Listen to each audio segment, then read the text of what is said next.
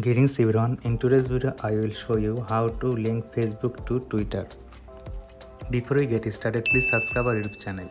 So we will just open my Facebook account here on my mobile phone itself, and I will just click on my profile.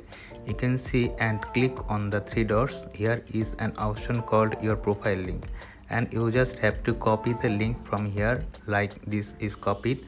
And I will now just go on the Twitter application on my phone, or also you can go on Twitter your Chrome browser. So I will just go on the application and back and click on the left top corners my profile option. When you click it, you just have to click this and click on your account. Wait a second. So now you can see this is my account and this is the option called website. You just have to paste this video link in this website to save this, and this is the way how you can link Facebook to Twitter.